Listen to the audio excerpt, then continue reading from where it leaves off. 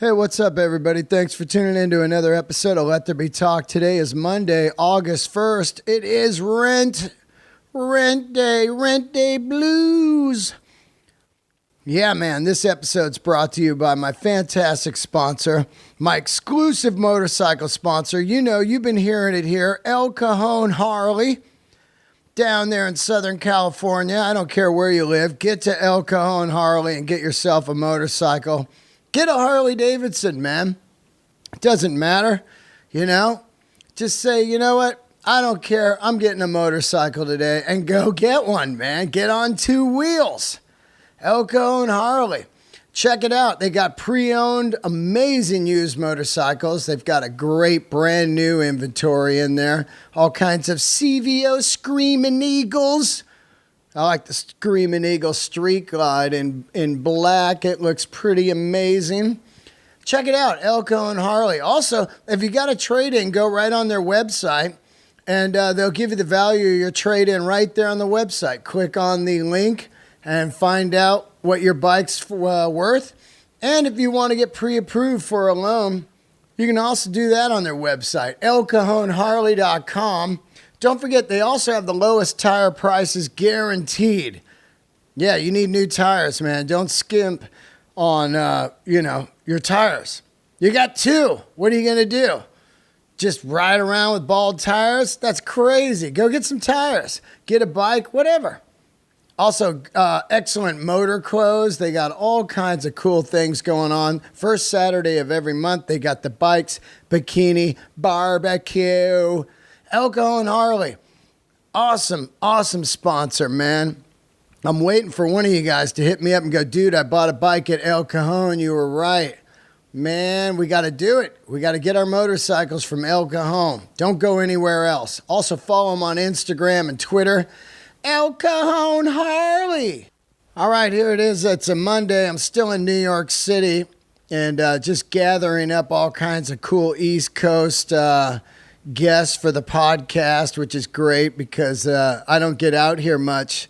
And so when I am out here, there's nothing better than rounding up some cool guests that I couldn't get usually, you know? And today is definitely one of those guests, Paul Cox. And this is another installment of my Handmade series. Paul Cox, if you don't know who that is, stay on and listen because he is a chopper builder. He worked with Indian Larry. They had incredible success for years making choppers together at the Indian Larry shop. And then, of course, we lost Indian Larry, which is a complete bummer and a major blow to the chopper industry. I guess Paul was telling me 12 years ago. It's been 12 years now. And I always loved what Indian Larry did and Paul Cox. They put together some of the coolest choppers made. To me, I always thought it was West Coast choppers and Indian Larry. Those were the two legitimate, badass choppers that I loved. They were completely rideable bikes, you know, none of this big 200, or not 200, but 300 tire, 330 they were getting up to, rear tires, as I call them, the unridables. Paul has been working with motorcycles his entire life. He's also a master of leather, and he makes knives. This guy's a painter. He's a full-blown artist, man.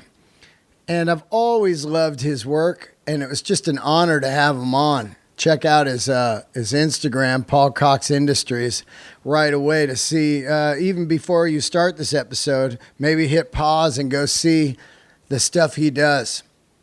And I was very happy to go out to Brooklyn today and do this episode. It was cool to see the neighborhood. It was cool to get outside of Manhattan and roll through the streets of Brooklyn. I'm loving it out on the East Coast, man. I'm loving it out here. It's awesome. I got fucked on the subway today, though. I got on the car wrong way. First time in 8 days or something, I took the wrong train, wrong way. But it didn't matter. I ended up getting on a better train and got back quicker. So, yeah, not really the wrong way, but fuck. Even with the phone apps, I fucked up. It's easy to do, man. You're just underground. It's strange being in New York. You're underground a lot, and you just kind of feel like, like Escape from New York City. You just feel like it just the road warrior style of end of the world underground. You're wondering what you're breathing in. I was reading yesterday, mad mosquitoes. They were saying there's massive mosquitoes at some of the stops. That's fucking gross. Just getting bit up while you're waiting for a train getting off work. Awesome. I love it. I've been walking everywhere and walking and riding the train. Out there, it rains. It's fucking 90. It'll just pour rain. So, yeah, man, alive and doing comedy and podcasting here in New York for another week. Went and saw the new Woody Allen film last night, Cafe Society. You got to see a Woody Allen film, right, when you're in New York? How cliche is that? Like, oh, yeah, Woody Allen film, New York, I got to do it. But I went. I'm a Woody Allen fan, so I wanted to go see it. Not that good. Not that good. But at least he made it, you know? Some of my favorite directors, they fucking take 10, 15 years in between doing films, like David Lynch. I mean, come on. At least Woody Allen. At least I got a bad Woody Allen film to go watch, you know? I'll take a bad David Lynch film anytime. He hasn't made any. A lot of people think Inland Empire was bad. I disagree. I think that's a display of lunacy that I love to see. Someone's vision. You're like, what the fuck was that? I'll take a what the fuck is that all the time when I leave. It gives you years to think about in late night cafe conversations. Like, what about Inland Empire? Awesome. Anyway, Woody Allen film. It's just kind of mediocre, but it looks beautiful. It looks fucking beautiful, man. The some shots of New York and LA just look fantastic. The houses that they used, all of it.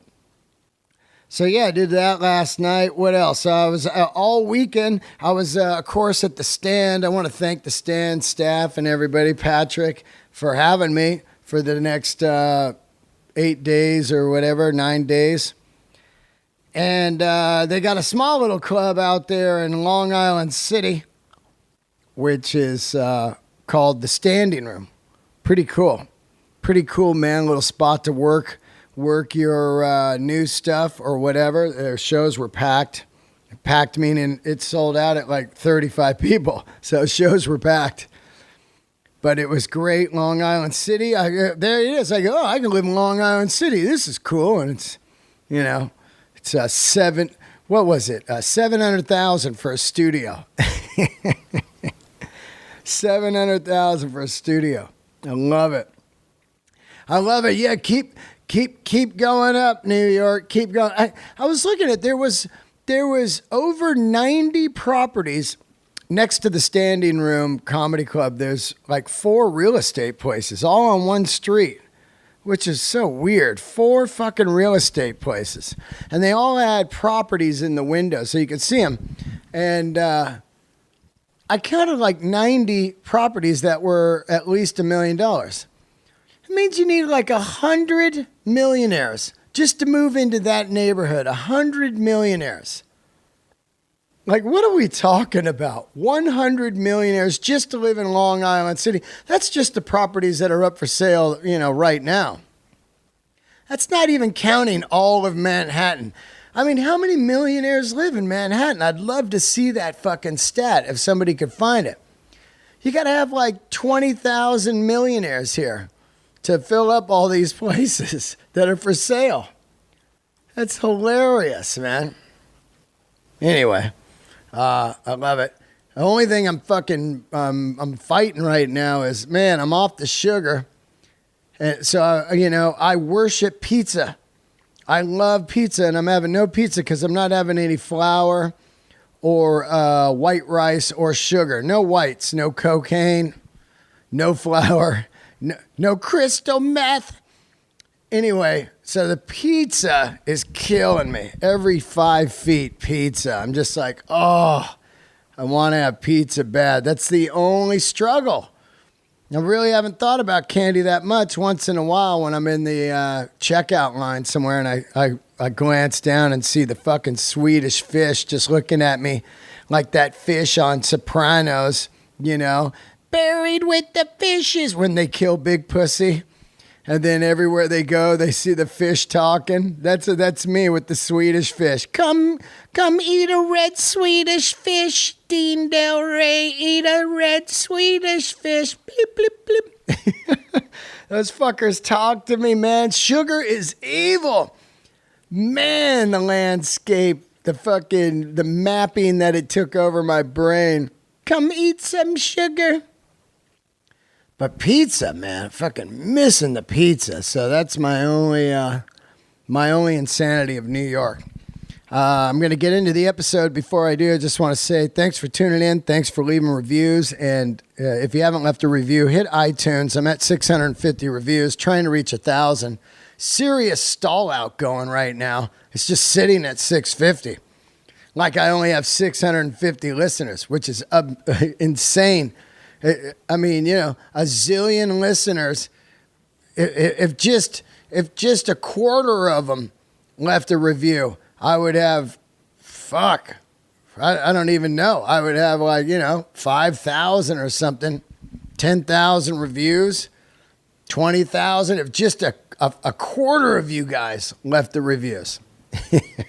That's my monthly bitching. Like, what? 650 just sitting there. Anyway, subscribe, leave a review. It helps. It puts the podcast in the top 50, which is cool, you know.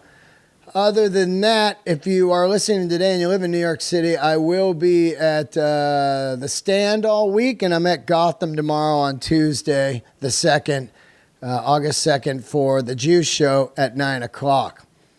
Thank you, everybody that's been coming out to the New York shows. I've been a lot of podcast listeners coming out, which is amazing. A lot of podcast listeners. I went to MoMA. I want to thank real quick my man that put me on the list for that. Let's see, M. Jewel on Twitter hooked me up at the MoMA. Went and saw some amazing art yesterday. Saw some Andy Warhols. Saw some amazing art. Diane Arbus, her photos, all kinds of stuff. Beautiful there. I heard that. Anyway, and I want to thank everybody that's coming out to the podcast, to the shows from the podcast. I'm kind of mumbling and jumbling now, so let's just get into the fucking episode. You know and love him from his chopper building, Mr. Paul Cox. All right, thanks for tuning in to another episode of Let There Be Talk. Great episode coming to you from New York City. What part we in here? We're in Brooklyn, New York. Brooklyn, New York, with my guest, the great Paul Cox. Man, how are you? I'm good, Dean. How you doing? This is a great place you have here, man. Thanks. Yeah, it's so. I've been here for about 8 days. And I think, wow, I could live here, you know? Mm-hmm. But how do you survive, man, with the rents? It's just insane. You've got a full-blown shop here, and I assume you live somewhere also. Do you live here at the shop, or you live up the street? I mean, the rents, in the neighborhood, yeah. It's crazy. Well, I mean, it's a love-hate relationship, New York City is, you know? And it definitely, you need to have an in. You know what I mean? I mean, that's a big thing around here. And after a lot of years, you just kind of figure out the ins and outs. And, you know, a friend has a space, somebody's got an apartment, somebody's got a workshop. And, you know, that's really how you make it work. I mean, you come in out of the blue and you just got to have loads of cash to just throw at it, or you just can't get a good situation around here. Yeah, it's like through the roof. I mean, you know, it's through the roof. It's crazy. It's a lot like I grew up in the Bay Area, San Francisco, and right. I think when you're in a city a long time, like I'm in LA now for 15 years, you get established. You know, I know where to get deals. I know where this is or that, you know, and I understand that. It's like, but to come in just blind like me, it's just overwhelming. You're like, whoa, you know, $3,000 for a studio, that kind of shit. Per square foot. Yeah, right. Pretty much. But you've got an incredible setup, and you know. Thanks. Yeah. I mean, the thing is, it's hard to even find workspace anymore that hasn't been knocked down just for the, for the real estate in this neighborhood. I look at this right here, and I think, get everything out, and it's an incredible apartment, right? Like a hipster kind of style loft, Yeah, they could squeeze a lot of condos into here, that's for sure. Yeah, absolutely. And plus man. being just one story, a one-story garage or workspace, people will come by and they'll look at the air rights. They want to know how high they can build. Yeah. So that's why these places are becoming hard to find. It's kind of sad because, a place that was heavily industrial and then local, local indigenous population of Polish and Italian and Hispanic and industry really, it fostered a lot of artists that came in and used some of the spare industrial space, and it was a really beautiful thing for a lot of years, kind of like Soho many years ago. Right. And it's just gotten really stepped on in the past probably 10 years of, people just wanting to jump on that train, just jump on the bandwagon of kind of what's cool lately. You think once the L things keep moving further and further out. Right. Bushwick has got still a little bit of room to. That's what everybody's telling me. Like Bushwick, man, that's where you can get in now. Yeah, that's kind of on the fence. It really is. It's only 2 or 3 gunfires, right? It's like. It's almost getting priced out too. You think once the L train closes that it'll come back down? People will be like, I don't want to live out there. There's no train in. Well, turnover is so quick that even for the period of time that's going to be closed, I think it's going to have a big difference, a big effect on real estate. Right. Because, you got apartments turning over every 6 months, people doing short leases because owners are looking to, keep exploiting the opportunity of getting people coming and going and moving rents up. So, yeah, I think it'll have a dramatic effect. But that's why, because of the pressure of building owners and, people that want to keep everything circulating between here and Manhattan, they're really trying to tighten up on the timeline that the L train is going to be down, and they're doing incentives to the builders and the contractors that are going to be working on the tracks, right, to get it done quick, and penalties if they don't. Because the backlash of when they first decided that train was going to be down for a while was phenomenal. So I think they're just going to push it through as fast as they can, so they don't lose money. Now, I stepped outside of the subway. I got off on Nassau, and I walked up the thing. That street, right when I popped up, it's so crazy looking. Like if someone just dropped me there and said, "Where are you?" I wouldn't know where the fuck I was. It kind of had a vibe of like Middle America in the 40s or whatever, the 50s. Just those buildings. It looked a little bit like Deadwood, whatever. It just had this weird like movie set vibe. That's funny. Yeah. You were on Manhattan Avenue at Nassau. Yeah, Manhattan Avenue. The neighborhoods definitely have their own personalities depending on where you are, for sure. Reminds me a lot of San Francisco. Oh, really? Yeah, because so that was just a couple of blocks from here where you came up. Exactly. Yeah. Let's see. Cool. I wanted to talk a little bit about, of course, I first became aware of you back when I owned the Chongo Blanco. It had one of your seats on. The motor was crazy powerful. It didn't have enough bend for me. I was like, I need more bend, so I'm locked in the into the fucking bike in that pocket. Yeah, and your seat at the time was just so mind-boggling, the quality. And that's really what I knew you as starting as a seat guy, But then you had all this history with Indian Larry. Let's talk a little bit about you're from New York?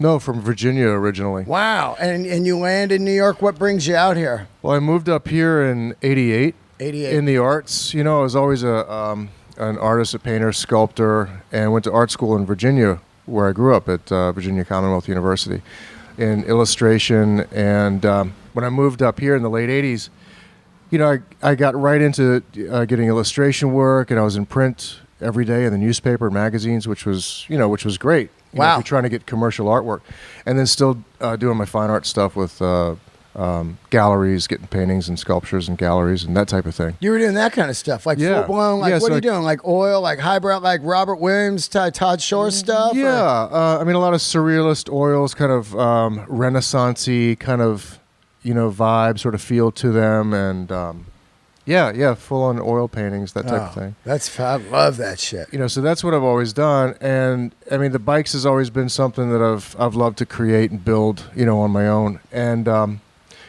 of my early years in the city, that just became kind of my obsession again. And, next thing you know, a buddy says, hey, can you make me one of those? Can you fix this on mine?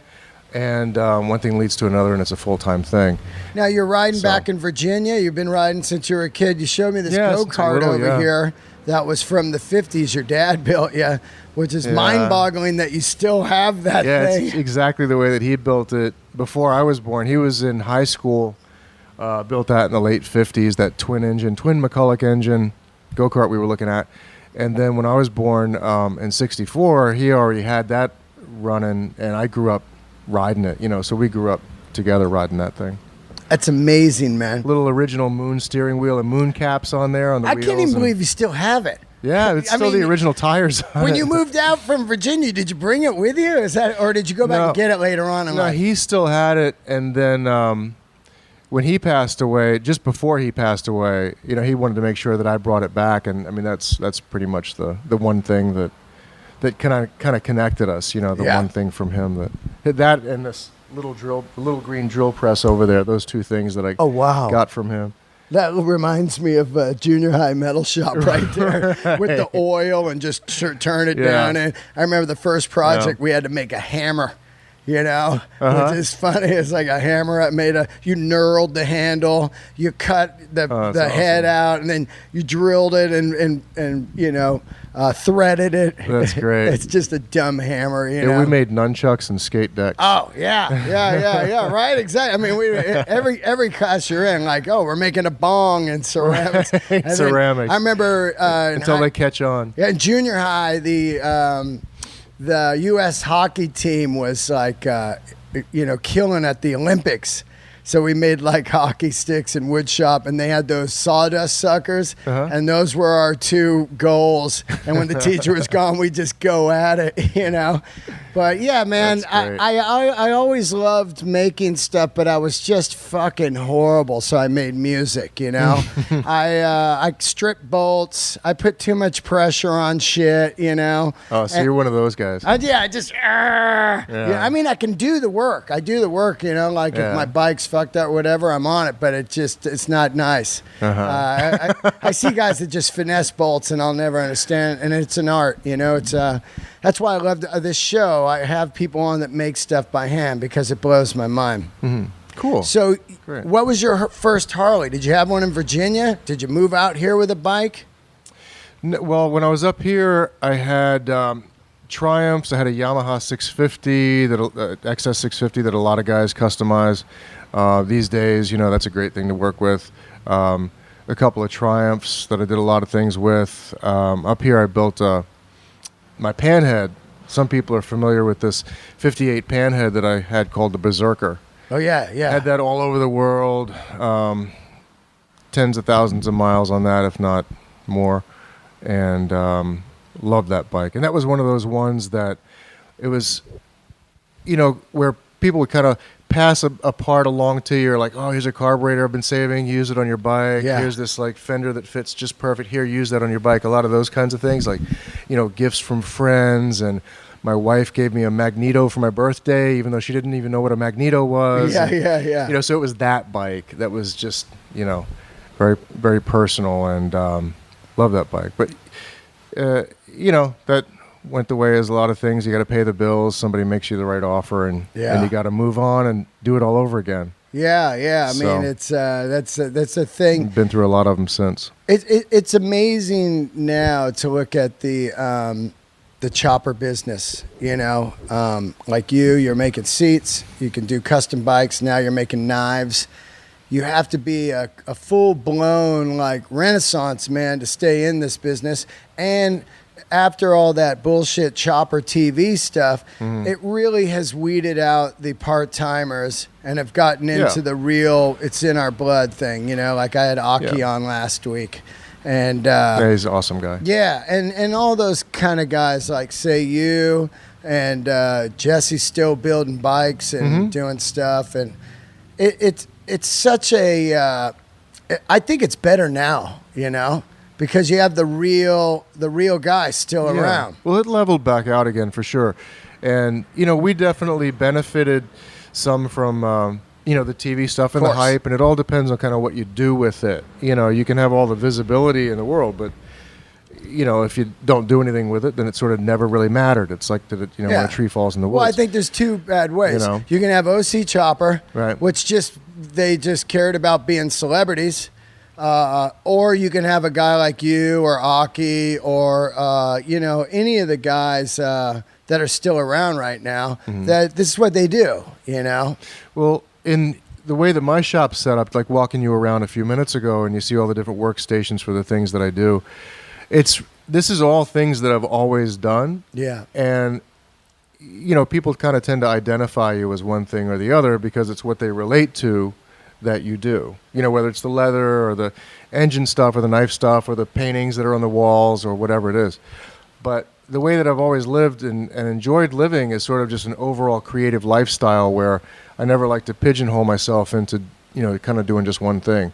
It's like when I renamed the shop years ago to Paul Cox Industries and didn't want to really kind of call it just one specific thing. Yeah, you don't want to be chopper shop. I wanted the opportunity to kind of, really produce whatever I wanted and whatever made me happy. But the core of the shop is the choppers, the complete builds that all these little things spin off of. So, when I'm showing you the paint job in the back or the engine bench with the Indian engine and all that, still all these things come together to create these full-blown choppers, these, hand-built bikes that are the core of what I do. Right. It's got to be interesting because I learned to ride in San Francisco. The hills and the potholes and stuff. Right. I look around and I think, well, if I lived here, would I still ride? Because now you need to find a garage or whatever. Yeah. But what's it like to ride around here? Because it's in LA, it's fucking. I got ran over a year ago. It's insane because of the textures and everything. But the landscape here, you got a lot of fucking crazy roads and bridges and all that. What's it like to ride here? Well, I guess like probably back by you, you got to keep an eye on the road itself because the roads, can get pretty beat up in the winter. So you got you're looking at 5 feet in front of you plus like a block ahead at the same time. But you definitely get that rhythm. It's what I always talk to people around here about that are used to riding here and used to riding with people that drive and ride here. There's a rhythm to it. And it can get really kind of a comfortable groove if you're into it.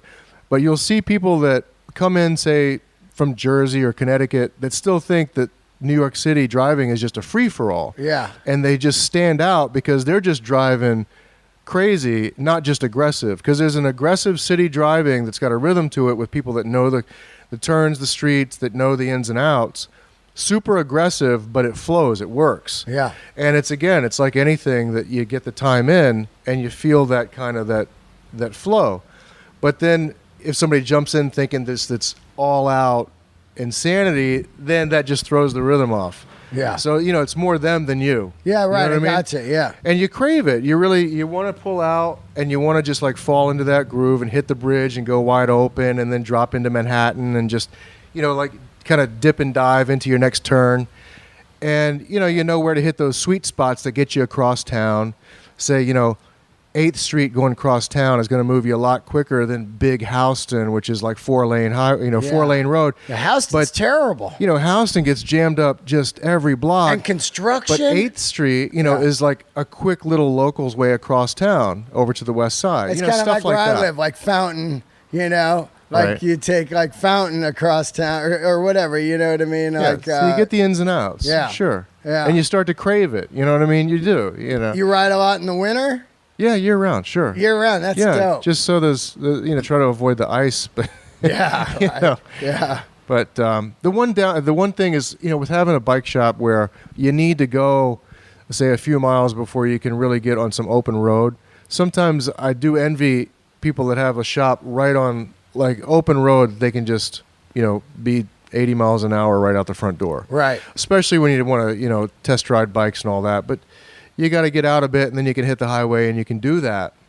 But you just have to go through a few stoplights first. That's all. That's great. But there's beautiful riding around here. To me, if I lived here, I think I would go back to a Beamer GS, 1200, just a straight road warrior bike with the aluminum boxes and just because then it's like up on curbs, whatever you got to do. You got the ground clearance you need. Yeah, you need the ground clearance, Yeah, I try to keep that in mind with the choppers. I mean, this knucklehead right here I was showing you is it's a little low. It's a little lower than a curb. Yep. Because you always want to have that option. You really do. Hop a curve and I mean, growing up in San Fran, those FXRs that are tall and could just go park right up on curb, because you could park on the sidewalk in the city and just pop right up without getting the old frame. That's insane. Like, that was the thing with some of my West Coast. You're turning slow into a parking lot, and it's like, oh man, on the bottom of the CFL frame, like, oh fuck. You're calling up Hot Dog to touch that up. Yeah, right. Like, oh dude, you got to fix my bike. It's so funny, man.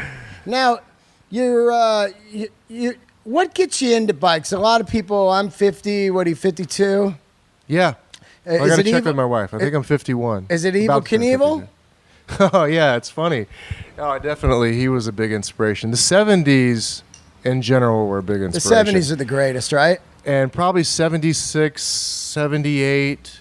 Those were like key years for me. Yeah. And Evel Knievel was definitely a big part of that, too. But it's funny that you would mention that, because that double front pan head that I showed you with the stars and Knievel, yeah. Well, his painter painted that. Really? Yeah, George Sedlak, amazing guy, super nice guy, awesome painter. He's still alive? Oh yeah. Wow. Oh yeah, he's rocking and rolling. He's probably busier than ever. Wow. Yeah. Where's he at? He's in Illinois. Wow. And he painted all the Evel Knievel bikes. Yeah, he did all the Evel Knievel's helmets and bikes. Oh my God. And the Snake River Canyon, the rocket bike. Yeah. All those ones you remember. Yep. George painted all of them. And I ran into him. He started coming out, I don't know, maybe about 7 or 8 years ago. He was coming out to some of the events, and I ran into him and met him in Daytona, at Bike Week in Daytona, like I said, about maybe 8 years ago. And we just started having this nice conversation, really, really, easygoing guy. And I thought, well, maybe he'd be into doing this bike that I want to kind of do, and sort of the concept is old Americana, American horsepower, that type of thing, and maybe he'd be into it. And he just was really excited about it, super into it, looking forward to working together, and we've had this great relationship ever since. Yeah. And he did this sort of vintage Americana paint job on this thing that just came out awesome. You think he all gets the hand lettering, everything. You think he got any royalties from the toys and everything? Because those were his paint jobs, like without that, if you just had the Evel Knievel doll and toy and stuff without the paint job, it wouldn't look like Evel. Isn't that a crazy thing to think? His paint job is so iconic, like the Easy Rider bikes. Part of the identity, yeah. Yeah, absolutely. That's amazing that guy's still alive. I wonder, I would love to have him on the show, because I wonder how Evel found him, like, hey, paint my bike, Oh, it's a good question, how they first hooked up. Yeah. And I mean, it's one of those neat guys that's just all about the art, doesn't even think about really the other stuff so much. But when I would send stuff back and forth to him, for the paint, you get the box back and it would have one of his hand-drawn cartoons on it. Yeah. And, neat stuff like that you cut out and save. And, I'm sure he would love to talk about he loves talking about those days. That's fucking cool, man. So, it's Evel Knievel. What else are you into at the time to get you into bikes? Because, of course, me, it was just outlaws motorcycle clubs, Yeah, well, when I would see all the guys running around in that time, they were on a lot of the longer bikes, with the high sissy bars and the stretched out front ends. That's going on again now, heavy in LA. Yeah, it's definitely of course. Definitely a vibe, and it's not something that's been practical for me to build around here. Which I mean, the past 25 years around here in the city has really shaped the way that I build bikes. Yep. For sure. But that definitely turned me on to finding where these guys hung out, and finding the garage that they hung out in, and just really was kind of the really turning point. And that was probably 76, 77. Right. Because I remember it made me start hammering all the extra forks onto the front end of my bicycle. Oh, yeah, remember that? You cut one. Painted it red, white, and blue from the front to the back. And I had the Stingray. You cut one Stingray fork, and you slide it onto the other one. Yeah. You didn't even weld it or anything. I know, I was going to say, if you're lucky, you could get them maybe tack welded so they didn't fall off in the street. I didn't have that. It was just you crammed it in there. With a hammer. And then you just fucking you flip-flopping back and forth, Yeah, right? That was crazy. The Stingray was the first chopper, really. Because people just modified the fuck out of it. It had the banana seat with a sissy little bar. rail. Yeah. I had the weird one, the cotton picker with the shifter and the small front wheel with a drum brake. So you had the 5-speed. Yeah, remember that? Nice. The 5-speed. And then I just totally fucked it up. I remember I tore all the shit off and painted it flat black and ruined it. It was just dumb after that. Yeah. That's hilarious. And then I had a yellow jacket. I had this yellow and black one. Yeah. Did you get into BMX after? Oh, yeah, sure. Yeah. Then that's when the mag scramblers, the more Schwinn stuff, the mag scramblers were the hot setup. There was a red one, a chrome one, and a blue one. Yeah. And they had those like flexible mag wheels, like the nylon mag wheels. Oh, yeah. And man, those things are so cool. And my buddies all had one. And then I just kept trying to find whatever frame that was the closest to like a diamond frame that was just still like some huffy crap or whatever. Right. Because everybody was stealing bikes. Everybody's robbing bikes from other kids and stuff. And you'd piece them together the best you could to try to look like a mag scrambler. Until eventually I got like mag scrambler wheels and could put those on. And then that was close. And, just kind of got as close as you could. But I was so into BMX. I raced BMX. I worshiped the frames, all the designs like a GJS and Cook Brothers and Redline with the square backs. And that shit was beautiful, man. And when you read about the history of it, like Jesse had that movie, History of Joe Kidd on a Stingray. When you read about that stuff, a lot of them were like, the dudes' dads that were welders and just started frame companies and shit, which is amazing to think about, right? Like to know geometry and all that shit, man. Because those frames are all pieces of art. If you look at them now, like a Torker. It's a unique configuration for sure. Yeah, Torker with a dual tube on the top, or the JMC with the weird, it's like a weird oval bottom tube, almost like looks like a knife, like a sword thing you put a sword into. What are those called? A scabbard. Yeah, it's just probably using like aerodynamic tubing, right? Like kind of like and that stuff was unbelievable. That's great. So you get to New York, and at what point do you start working with Indian Larry? Probably around. I guess we met around 91, something like that. Because, in the East Village, there's a shop that's still there. It's 6th Street Specials. It's still there? That opened in 88. And that was, kind of my hangout spot around that time, like late 80s, early 90s. And that was mostly, a Triumph BSA type spot. They had some Harleys that would come through there. But that was a real cornerstone of the bike scene in the East Village. Wow. In the kind of late 80s, early 90s. And so that was opened up by my friends Hugh and Dimitri. And around 94, Demi passed away, but Hugh still runs it today exactly like it was the day it opened. Wow. So yeah, it's an awesome little shop in the East Village on East 6th between C and D. Wow. And so Larry was in the area, and he'd come in over there, and I met him over there through Hugh and Demi, and we just kind of clicked, a lot of common interests. And I mean, the neat thing about him, where we connected on a lot of different levels, is that Larry was always into many, many, many different things that a lot of people didn't realize. They just saw him as kind of the bike guy or the motor guy or the, ex-felon or whatever. Yeah. And he was just super into the arts and philosophy and architecture and so many things, because he was just thirsty for knowledge always. Yeah, I think a lot of people into the chopper world are way into all kinds of stuff, and it all comes down to design, Yeah, a lot of it feeds into affecting how you do what you do that people recognize you for. Exactly. Sure. So you meet him, and you guys hit it off. At the time, is he riding Harleys, or is he working at that shop? What's he doing? Well, he was coming out of a shop in Jersey, and at the same time, Steg. Are you familiar with Steg and English Don and some of those guys from around here? Nope. Well, they had a shop together in Queens. They separated. English Don, a lot of guys know him. He opened up his place in Midtown Manhattan, and then Steg opened up a shop called Psycho Cycles in the Lower East Side on Avenue C. And Larry started working there. And I was still doing some work out of my apartment, doing the fine art stuff. And then when they relocated down on Rivington Street that became the main spot that people know for Psycho Cycles on the Lower East Side.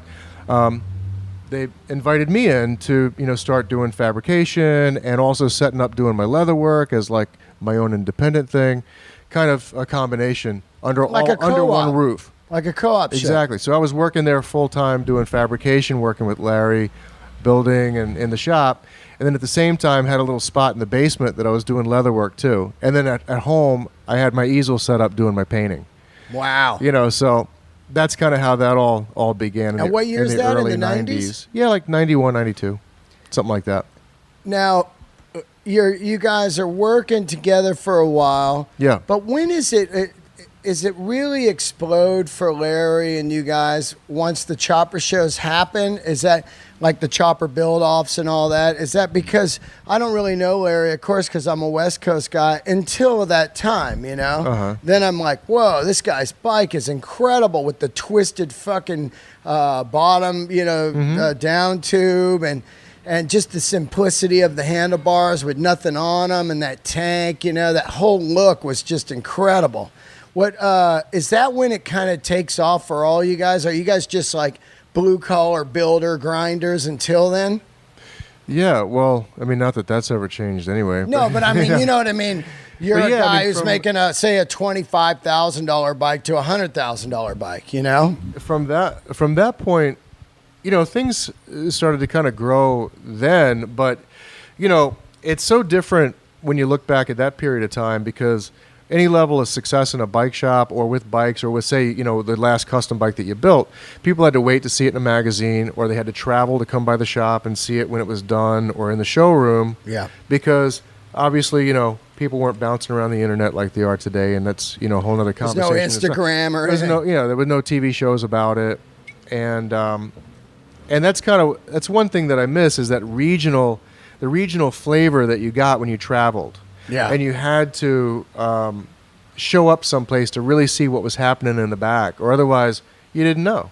Yeah. Or, you saw a guy's bike when it was done, you had to wait 3 months or 6 months for the magazine to come out and hoping that the guy's hoping that he gets it in the magazine so the rest of the world can see it. Right. So things were very different. But we did have a good deal of exposure in the original Iron Horse magazine with Dave Snow and Fritz and Flinch and a lot of those guys, Genghis and all these guys from the original Iron Horse magazine. And they were based out of the city, and we got a lot of press there. And that's all you could hope for, getting maybe some things in Easy Riders. Of course. And, that was the crown jewel. Getting some, yeah, totally. It's like, holy shit, it's on the cover of Easy Rider. You made it. Yeah. It's only 12 in a year, Yeah. And it's a little just bit a naked of that. chick on your bike. You're just like, wow, it's so old When we had a school. studio set up in there, we would do a lot of the photo shoots. Photographers would come and shoot the bikes in the shop because we had space for it. And because, again, it was a Lower East Side that nobody gave a shit about. Yeah. So we could get 3,000 square feet for next to nothing. How much? Whereas you couldn't touch it now. Yeah, how much was it back then? It was, I think, about $1,500. It was under $2,000. Wow, man. For Lower East Side Manhattan. Where unbelievable. Now you wouldn't be able to touch it. It'd be millions for the building. That's fucking crazy, right? Yeah. And you're still trying to pull pennies together to meet the rent. But just think about how cheap that was, man. I don't like to think about it these days. It's like San Francisco back in the day, at a studio apartment, $275 with a garage, That's insane. $275 doesn't even get you the garage now. Yeah, doesn't get you to a parking space, even for a bike. A parking space, a slot. It's insane. But yeah, so things kind of took off in that way, like kind of in the normal way. So we were fortunate with some. People would show up and, if they were visiting town, they would come find the shop and look for the place and had big graffiti on the side of, the whole sort of bike scene on the side of the building. And it was really, what it was all about. It was really hands-on and cool like that. But after, a few changes in the shop and a little bit of moving around, we ended up over here in Brooklyn in 2000, kind of reconfigured a little bit as Gasoline Alley. Right. Now that's the famous spot. And then ended up going by just the name Indian Larry's. You know, just it kind of made sense as things were starting to kind of build up some steam. But then when Jesse invited Larry to ride along on Motorcycle Mania, oh, that's right. I mean, that's definitely probably a big turning point for Larry's visibility that, turned what he'd been doing locally for so many years into globally, sort of a worldwide thing. Yeah. And I think people, initially, yeah, he was on Grease Monkey, he was on a cool bike, but also people really attached to the personality and sort of the everyman kind of feel of Larry that people could relate to. Yeah. And a lot of people connected with him in different ways, in their own way, you know, because people still will come up to me and say, I never met Larry, but I saw him on this or that, or I met him briefly at a show, and man, it was just like something about him, something about his personality that I mentioned something that he knew something about, or whatever, and so that was a big turning point then when he did Motorcycle Mania with Jesse. Now, when you guys are building bikes, that like the bike I mentioned, that kind of became your guys' signature bike, right? With the twisted down tube and that whole thing. Because that's the bike I love, the one with the chrome twisted down tube, like Justin, the kid in LA, has one. Yeah, Justin, yeah. Yeah, that bike to me is I think probably my favorite chopper ever, other than a CFL, because the simplicity of it. I just love that setup, Well, it's an idea he had to try to do something to change up the frame, because honestly, he didn't like a whole lot of metal work. He liked the engine. He liked the engine work. He liked to have painters do the crazy flake and the crazy sort of 60s, type paint jobs. But, he didn't really like doing a lot of sheet metal work or a lot of that. But he came from a forging background and, more of an ironwork background. So when he had an idea of doing the twisted down tube, the first one we did was for the photographer friend of ours, Timothy White. And it just worked out really cool. We talked about it off and on for a while, maybe doing it, maybe not doing it.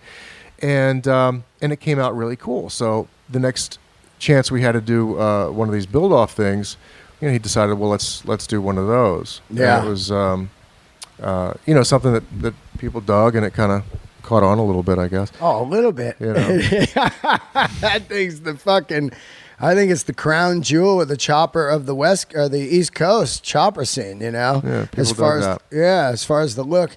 Now, let's talk about the air ride seat. Did you invent that? Yeah. Yeah, sure. That is fucking incredible. Oh, thanks, man. I mean, because, I rode hardtails for years. I'm trashed from them. Yeah. And I always wanted one of those, man. I was like, always like, if you didn't build the chopper with it, it was too late in my eyes because you needed those brackets. You can build back into it. I mean, the thing is, there's the inspiration for me was with all the old car stuff that I've done over the years. I had a 59 Ford that I had bagged. I had done, motor and trans in it, and I had bagged it and thought, well, this would be kind of cool to incorporate into the hardtails. And even after I had started figuring out how to do it and scale it down to go, into a bike frame, I realized that the cop bikes have them, there are other production bikes, the dresser type bikes, right, for like police and all that type of thing. I've seen that on the cop you can ones. get, you can get those setups. But to do it like a little scaled down chopper version of that is something I'd always wanted to do. And Larry and I worked together on it. It's funny, I've got this scratchy old video of him trying out one of the first ones. Yeah. I'd gotten it all set up, and I'd plumbed a compressor to it. There's wires all over the place and a switch. And I was like, Larry, come on, sit on this thing. I need you to sit on it for the weight, Yeah. And he's like, what? And he sits on it, and I air it up, and he kind of goes up a little bit. And then I hit the release, and he goes down. I was like, what do you think? And he's kind of like laughing and bouncing up and down. I got to dig that up. It's this little video. That's cool. You got to put that up. From probably, 12, 13 years ago. And it's worked out great. So it's kind of the same way that I first set it up with the two bags. I tried to build it so it would carry most any rider weight. The two bags, so you got lateral stability, a good nose mount, Everything kind of slightly overbuilt, so you don't have to worry about anything breaking or giving out on you. And I just still do it the same way that I did to start with. Does it work good? I've never rode with one.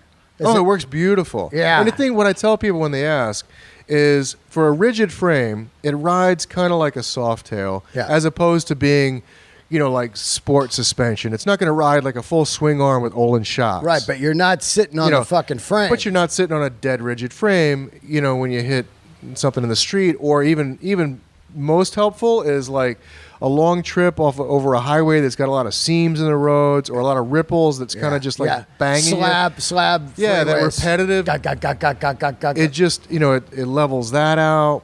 And like I said, it's like taking a rigid and giving it moderate suspension feel. I fucking love it, man. And then the whole key that what I wanted to create was something that you didn't see it when you got the seat down, because I always hated the feel of steel springs, but plus you're always looking at steel springs if you got them under your seat.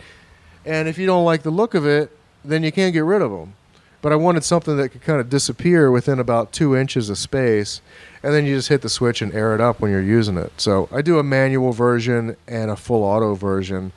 So you can kind of go either way. The manual has like a little hand pump built into it. You reach down, and the full auto has a hand pump. Oh, I never knew you had that type. Yeah, it's like built in, like right behind the bracket. You can reach in and just push the button. Wow, I never even knew that. Like pumping up a basketball. Yeah, but it's all on. It's all built in. Yeah. Wow, that's wild. You sell a lot of those still? Yeah, a few. Yeah. They're fucking cool, man. That's a great invention. But I don't advertise anything. I've never advertised ever. So, if people find me, they find me. If they look it up, they look it up. You know, it's...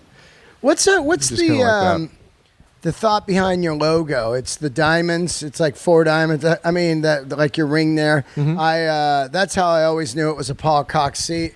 Of course, you could tell by the quality of the whip stitching and everything. But just that logo, what is that? Well, it's sitting over there. When I was still doing some of the stuff for myself out of my apartment in the city, and friends would ask for some leather work or some things like that, I figured, well, I got to start marking these things with something. So laying around on my stuff, I had this piece of threaded rod about 6 inches long with a ball on the end, which I don't even know what that came from, and then just a couple of square nuts, like stove bolts and stove nuts that are square.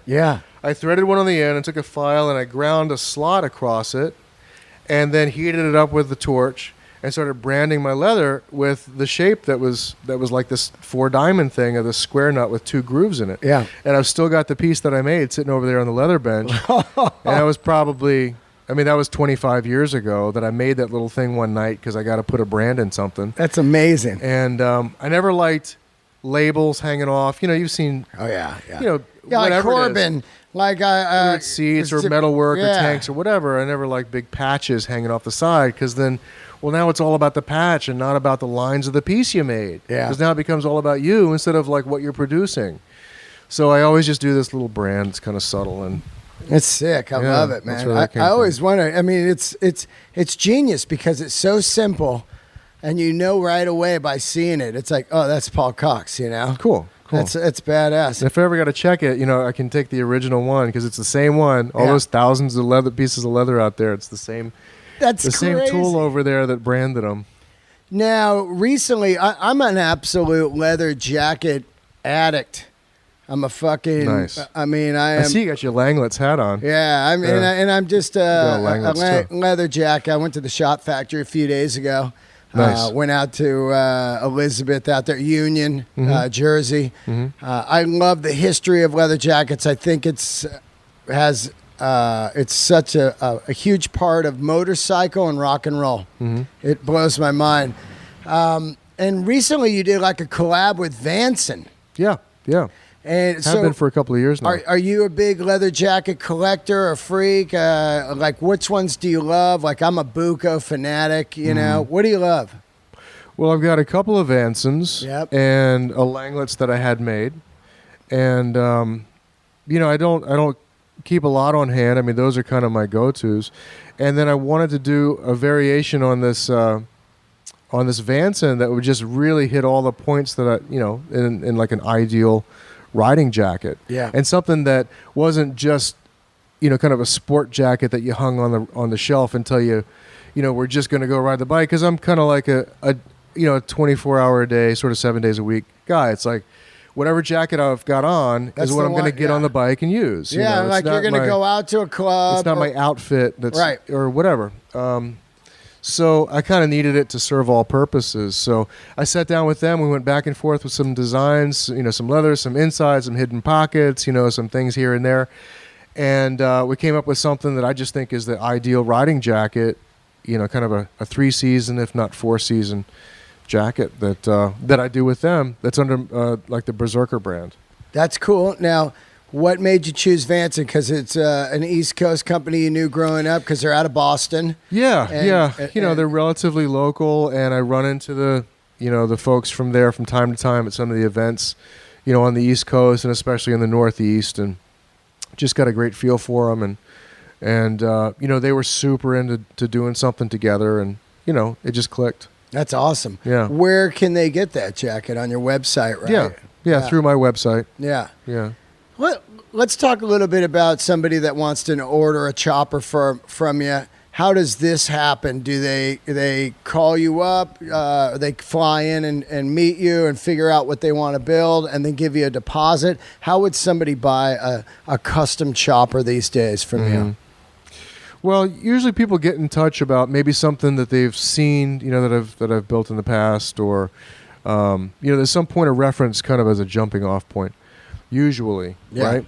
And we go from there. But if somebody calls up sort of out of the blue, we talk about what kind of bike they're after, and if it's not the type of thing that I do, then I definitely send them sort of in another direction. If they want something super long, or like a beach ball back tire, or something that's just not what I do, then I'm not going to waste their time, telling them that I'll sit down with them. But usually somebody has an awareness of sort of what I'm about, first of all. And people tend to give me pretty much free rein. Wow. They typically have some sort of input as far as maybe the ratio of how much they want to put into engine and performance compared to aesthetics. Maybe they're, really into a hot rod power plant and don't care much about the paint. Or maybe it's more about just kind of a mild drive line, but they really want to get into some engraving and and an art piece and or a focus hot on rod. the aesthetics, and I pretty much go from there, because usually, how you've got the next thing in mind that you want to do for yourself. Yeah, I'll usually bring that into the conversation and just see if that's kind of the way that they want to go. Because if it is, then that's the next thing that I'll do, is the next thing that I am excited about already. Yeah. Right? Because you're always thinking about whether it's new material one way or the other, whether it's what you do or what I do. And if somebody gives you the opportunity to use it, then you say, well, hey, what about this? This is what I've been thinking about lately. And if it clicks, then we're off to the races. What's your favorite engine? Knuckle, pan, shovel? I'd say it's between knuckles and pans, especially. If I do them from the inside out, where you really know that you've touched everything from inside out, all your tolerances or where they need to be, and you can build something performance oriented out of any of the three. You're gonna have more opportunities with a shovel head as far as the stock configurations with the bigger intake ports. A little bit thicker castings across the board. Yeah. A little bit more to work with there, performance-wise. But you just can't beat the beauty of that knucklehead that's sitting right there, well, that's fully detailed. It's the finest motor ever made, I think, On that one with the cleaned up and nickel-plated cylinders and heads and that bronze linkered and, it's just... to me, it's so sweet. It's the coolest Harley ever made. Motor ever made, besides the first year of the pan where they did the stainless steel parts. Mm-hmm. What is that, like 46? The first year pan? 48. 48. That's the one where it's stainless steel, and then they switch it after that year. I think they might have done stainless tins. Are you talking about the rocket boxes? Exactly. Yeah. They only did that one year, and I love that because it just looked like later on, like Exile with the Scotch Brite and all that stuff where it's just flat. But the knuckle is just, it's unbelievable. Do you ever use any new knuckles like the S&S knuckles, or is it always try to find a vintage knuckle? No, I do. Yeah, I definitely mix it up. I like working with the original stuff for sure, and using some of the higher performance internals and things like that. But yeah, this one up here from some years ago is one of the Flathead Power, one of the last original Flathead Power. Oh yeah, I know that before S&S. Before S&S, right? Took over their tooling and all that. Yeah. Now you built a bike last year at Born Free that was just mind-boggling. Did you go to Born Free? Yeah, I saw you this year. No, I didn't go out there last this year. I can't even tell because they're a blur. You know, you get there and it's like chop. But you had that bike. It's over there. The Guillotine. Yeah. Now let's talk a little bit about that motor, man. Sure. You had the exposed spark on it or whatever. It's a the rocker arms. Yeah, that's a crazy motor, man. Thanks. It was something I'd wanted to do for a long time, right? It was kind of inspired by the early sort of teens and 20s era Harleys like that. There's a JD, a 1925 JD up there to the left that you might not have seen when you came in, with the exposed rocker arms, and I wanted to do something with some later model components, but in that sort of configuration. So I had some shovelhead stuff laying around. I did a 73 shovelhead bottom end, and then I used a set of 79 heads to do the setup that I built. So I machined off all the mounts, for the stock rocker boxes, and then I made like these sort of girdles that would bolt onto the top of the head that would hold sealed bearings and all this other stuff that I built to make my own rocker arms. It's crazy. All exposed, running on all sealed bearings and heim joints, and meant to run, out in the open, basically oil free without having an oil bath. And it worked out really cool, and it kind of looks like a robotic spider with all the legs moving at once when you're watching it run. As soon as I saw it, and when you hear the motor running, it's like that. Yeah, you can kind of. It's kind of like a sewing machine sitting on top of a Harley. It's so great. And then when I get over to the push rods, and the push rods go down to the lifters, the lifters still need to be lubricated. And so what I did is I machined like sort of a lip in the top of the lifter blocks, and added rubber gaiters that go up and down with the push rod, but it seals in the oil, and ran oil lines straight to the lifter block so that it would oil those, from that point down. Wow. So I tried to, tons of sketches and thinking it through and experiments and got that, running and done for that Born Free show. How long did it take you to build that bike? Once I sat down and got to it, probably about 6 months. And you built the whole thing from scratch, the frame, forks, everything? Yeah, I did square tube frame, wow. Hand hammered all the sheet metal. Yeah. Everything I did here, and the front end is all stainless steel, square tube, and all polished stainless. It's sick. And then still had to get out to Born Free in time to get this thing together and running for the show. Yeah, when you were there, you were trying to get the motor running, right? Yeah. Well, I fired it up over at Chopper Dave's because I sent... Yeah, the last couple of days, I still had to have the tins painted. I sent that stuff out to Buck Wild, Buck out in L.A. Oh, yeah, he's killer. He shot all the tins basically while I'm on the plane going out there with like a day in between showing up at Born Free. I took out like 2 suitcases and a box of parts, half the engine, part of the, everything else, out to Chopper Dave's where I had the rest of the bike dropped off. And I spent 2 days, day and night, building the bike. Buck brought the tins over, to bolt all that up. Yeah. And then pulled it out back. Aki came over and gave me a hand, and I took it out back behind Dave's and fired it up for the first time. And that was the Friday that I had to cruise over and show up at Born Free. That's insane. To be there on time, running. I love the Born Free show, don't you? Yeah, it's a blast. I love it. I just received moving to the beach. It's too fucking hot out there. In that valley? Ooh, dude. Yeah.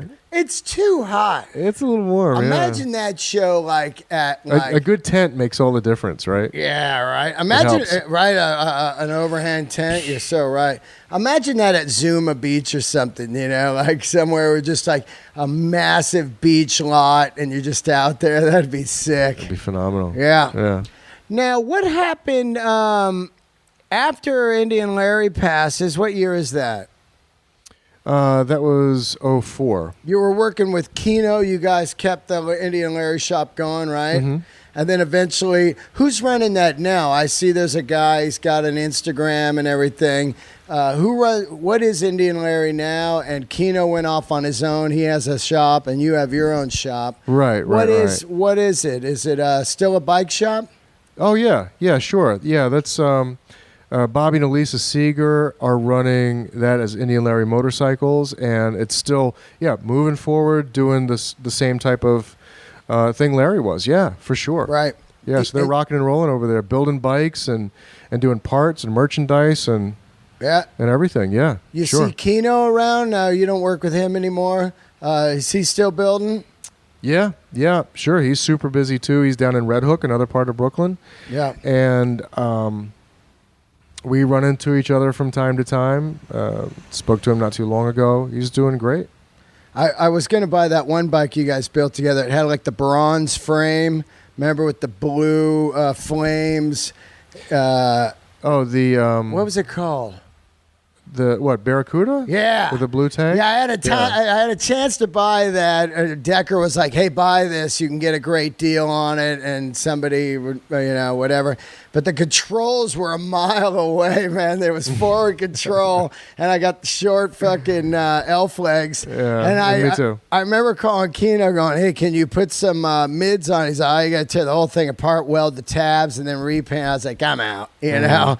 As soon as I hear that, but I love that bike, and I also love the interesting thing of having, like push comes to shove, shovel and pan and knuckle pan. That stuff's wild, right?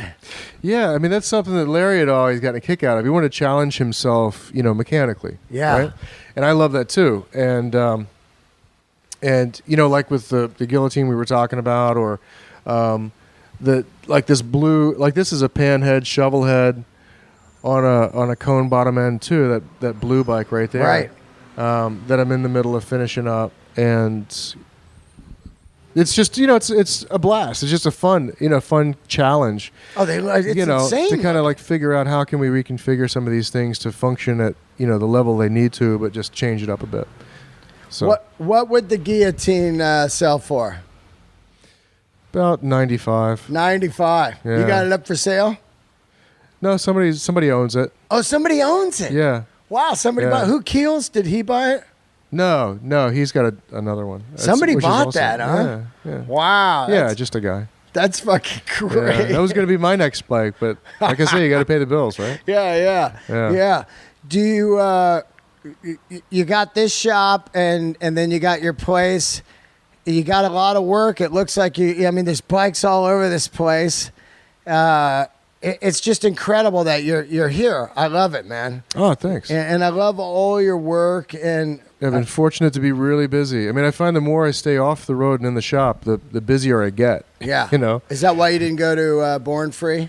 Yeah, this year it's, I try to do a couple of things a year, a couple of kind of unique, different things. Yeah. Like I did was invited to a show in Switzerland last month that was amazing. Wow. And we have the thing here, the Brooklyn Invitational. So I'll do a few things like that a year, but I just really love staying in the shop in New York, building and doing my thing. What now when you do that Brooklyn Invitational, is it just a full-on weekend bike show? Yeah, it's a blast. Is that different than the Grease Monkey show? Well, there's the block party, the Grease Monkey block party. Yeah, that Indian Larry Motorcycles does. Yeah. And sometimes the weekends overlap, which is a blast, which is a lot of fun for people that are in town. And then the Brooklyn Invitational is, a separate bike show that's been going on for, I think this might be the 10th, maybe the 9th or 10th year. Yeah. And it's a blast. It's just about sort of taking bikes and putting them in sort of a gallery type setting. So it's like taking bikes and presenting them as art. Oh, no shit. And kind of bringing in music and other types of art and everything and surrounding it. And I got to come out and do comedy blast. At that thing next year. Oh, that'd be so much fun to get you out at that. Just be out there ripping on guys. Sweet chaps, dude. Yeah. You'll probably you'd have a lot of fun at that. But yeah, it gets a huge crowd. I mean, it's really been phenomenal. It's kind of like we started that, or some friends of mine actually started putting that together, I should say, right before the first Born Free. So they've kind of almost been like East Coast, West Coast sister shows back and forth. Oh, that's cool. Between the Invitational and Born Free. And what month is it every year? September. Oh, wow. Oh, it's coming up. Yeah. Oh, I might have to come out for that. Yeah, so it's the 23rd, I think. Let me see. I like your homemade calendar. I know. That's I sweet. keep track of what I'm doing. Yeah, no, it's the 24th. It's September 24th this year. Wow. Yeah. I might have to come out for that. Check yeah, it's it out. awesome. It's a blast. Well, thanks for having me at your shop, man. I really, it's cool to come out here and feel like, I've been here, I'm going to be in New York now for about 10, 15 days or so.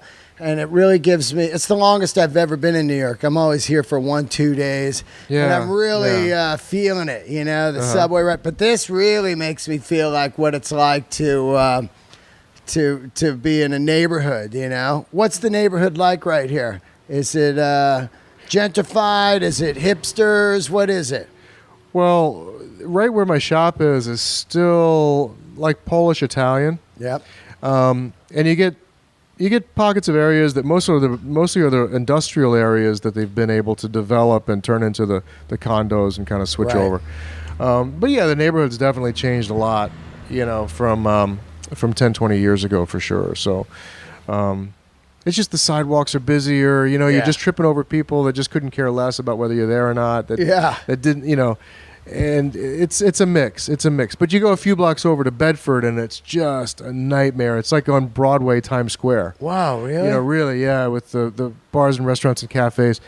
And it's kind of like that period of time when things start to open up and you kind of dig it because, hey, there's a new bar, there's a new restaurant. It's kind of cool for a while, but then it just goes overboard. Yeah. It's gone overboard. Yeah. So you just kind of go around those areas when you're going home or when you're hanging out with your friends that you just hang someplace else. You ever fantasize about living somewhere else? I couldn't imagine living someplace else, to tell you the truth. Yeah. I mean, well, there you go then. Maybe the hills of Tuscany. I don't know. But in the States, no, I don't see myself leaving New York anytime soon. That's cool. Yeah. Well, thanks for having me, man. Oh, sure. I'm glad you could make it over. So cool. And I'll see you tomorrow night at my show. Can't wait. At Gotham. Yeah. You got a favorite comedian? Do you watch comedy? No, not that I could put my finger on, but yeah. Yeah. What do you I like funny people. Right? You don't go out, right? You just work? You know what? Honestly, I really don't. Yeah. I don't. And, people will say, hey, let's this, that. And I get so jammed up. I just have almost zero downtime. Yeah. My wife and daughter, I try to, whatever time I have, we spend together and we try to do stuff and we can do things together. But it's hard to run around a whole lot anymore. And it's kind of frustrating too. We talk about it, me and my wife and I talk about it with friends. Friends will come here or we'll do a few things, but you're really in kind of like the center of the universe entertainment wise. Yeah. One of the spots that has the most to offer, and we need to make an effort to get out there and kind of make use of it. But it's the same old story, The reason I'm asking is like a lot of people, they live in hot cities and they never go out and anything. And I know. Well, you could just live in like Milwaukee or something where it costs $1. I know. You know what I mean, to live, and you would just be like, wow, why didn't I do this sooner? Because you're not going out or anything, and now you got a huge shop for 50 cents, and you got a house, exactly, and there's no traffic, and you're just wide open throttle, Yeah. But you know what? It kind of sounds like a cliche, but at the same time that what you say is true, kind of on paper. Yeah. Still, when you walk out the front door of your shop or your house, your apartment or whatever, and you still feel the energy in the air, the culture, and you look around this corner, and I'm looking right at Manhattan. I'm looking at the lights from the World Trade, from where it was, or the Freedom Tower. Yeah. And I see the Statue of Liberty for 25 years every time I drive into the city, even though I've never been up in it. Yeah. You know what I mean? Yeah. And it's the soul. It's just, it's a vibe. It's an energy. It's the fact that it's there. Yep. You know what I mean? I believe that. More than having to make use of it every single day that you're here.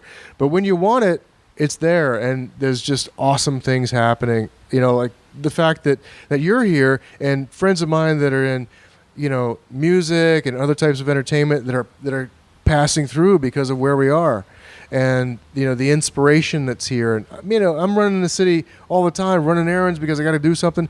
But, man, every time you're there, you come back with another piece of stimulus. You know what I mean? I mean, it does something to you. And like I said in the very beginning of our conversation, where it's a love-hate thing, you know, hate it and all bad.